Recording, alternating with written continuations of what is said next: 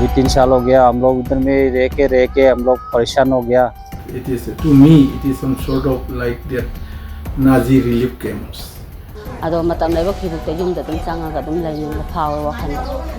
Now it is the duty of the government of Manipur and India government to protect their civilians first. We have a lot of suffering, difficulties, urban suffering, a lot of people suffering. These three communities cannot survive cordially under one political entity.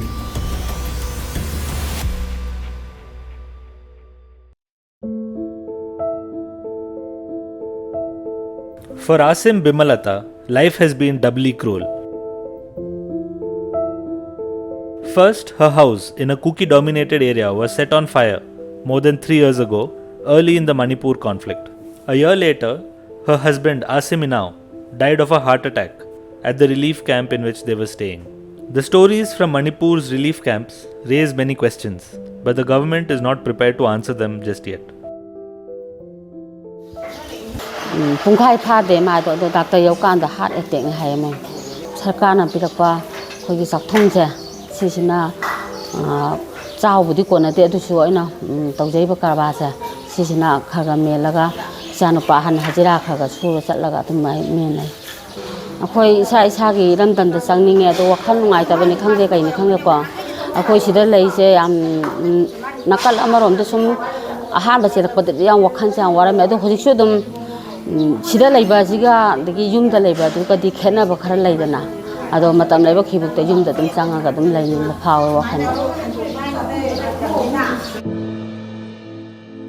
Since the start of the conflict in May 2023, over 60,000 people in Manipur have been displaced and more than 58,000 continue to live in relief camps. Here in this relief camp, at least 400 displaced people are taking shelter. Initially there were 1,000 people in this camp, but the number of people right now is around 400, as some of them have been shifted to other places. जी मेरा नाम युमनाम खैमचंद है. मैं मोरे से हूँ. जो 2023 वो 3 मई का जो उधर में जो कुकी लोग ने हम लोग का मैतई का क्या बोले कि मैतई लोग से वो अटैक अचानक किया, घर जला दिया, सब दुकान वगैरह सब. वही से हम लोग मोरे से निकल के ये इम्फाल का अकामपाट करके आइडियल गर्ल्स कॉलेज का रिलीफ में हम लोग रिलीफ कैंप में रहता है. हम लोग 3 साल हो गया. अभी 3 साल हो गया हम लोग उधर में रह के हम लोग परेशान हो गया. कब घर जा सकता है करके सोच रहता है. कभी कभी हम लोग का दिमाग जो भी ना घर के याद बहुत आता है. यहाँ पे रहने में हम लोग बहुत मुश्किल हो रहा है.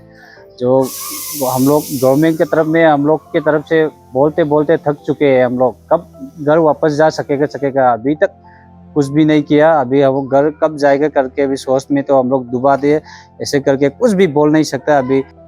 Data from 9 districts indicates that 731 people have died inside relief camps since the start of the conflict.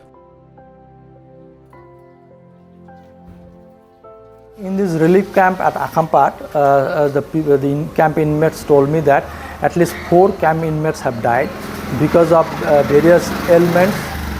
So most of them are saying that people are distressed. People are suffering from a lot of diseases, and there is a lack of healthcare facilities. The victims include Meiteis and Kukis. The highest number of relief camp deaths have occurred in Churachandpur, which houses Kukis, followed by Bishnupur, which shelters Meiteis.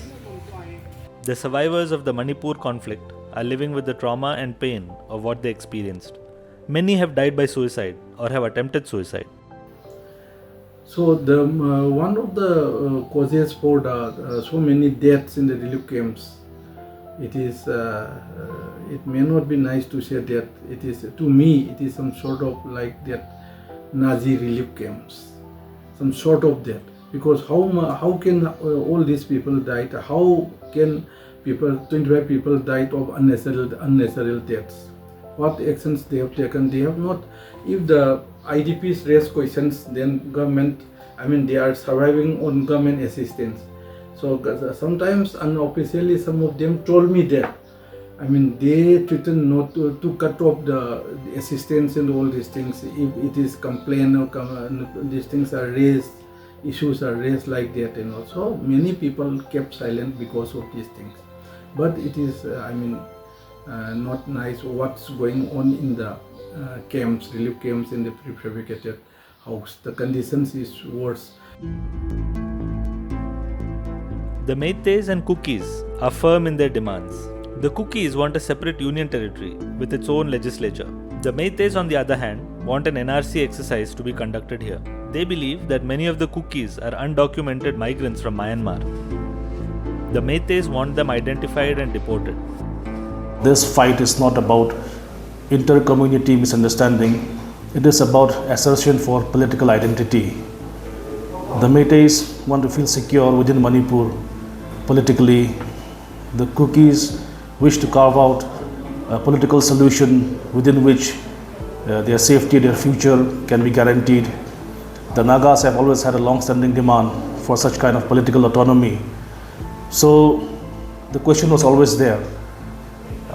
We don't know why the central government has taken this long to address these issues. It is not a Kuki issue, not a Naga issue, not a Meitei issue. It is about taking it seriously and addressing this political issue that is prevalent in Manipur.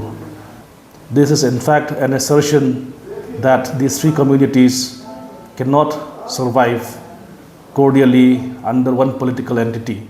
The government of Manipur has never been able to protect the village chief of any community. There are instances when in Kangpokpi district, village chief was kidnapped by militants, Kuki militants, beaten, killed. In Chochanpur, in Henglep, in Frezol, some areas, in border villages, it has happened many times. Now it is the duty of the government of Manipur and India government to protect their civilians first, not the Sioux group. So to us, it seems that the Sioux group has been given more power to operate like a government. They have been operating like an armed mafia. Actually, we have urged the government of India to stop poppy plantation and finance through drug money. Even the Kuki politicians, mainly Kuki politicians, they have a very strong alignment. Unlike the Meitei groups, which do not have any alignment with their underground group. While fear of demographic change has led to conflicts between Meiteis and Kukis, Nagas and Kukis have also had violent clashes against each other over territorial control. In the 90s, the conflict between the two communities led to the killing of more than 1,400 Kukis and Nagas. This year, the tensions between the two have resurfaced. Violent clashes have resulted in over 20 deaths this year. On May 13th, 3 Kuki pastors were killed, allegedly by Nagas. The same day, 6 Nagas were abducted and later killed, allegedly by Kukis.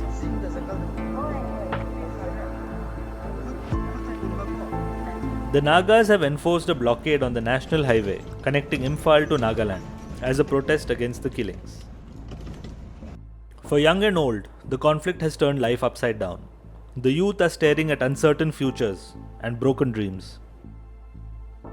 Due to the conflict which is having between the Meiteis and the Kuki communities, I've been settling here, relief camp, which is in the relief camp Kangpokpi district.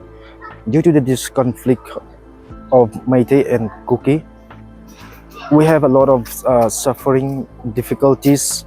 I've been suffering, a lot of people suffering because of this conflict, and I myself, I'm hardly unable to continue my study. And in 2020, during the COVID, my dad has been passed away due to his BP stroke. This, and we don't have any jobs, or we were just a farmer, and we were just settling in the small town, small village. I myself, I want to apply for SSC jobs, but due to this conflict, I can't even go Kohima. I was giving my exam center in Kohima, and we can't even go to Imphal, which is just really hard for us to survive.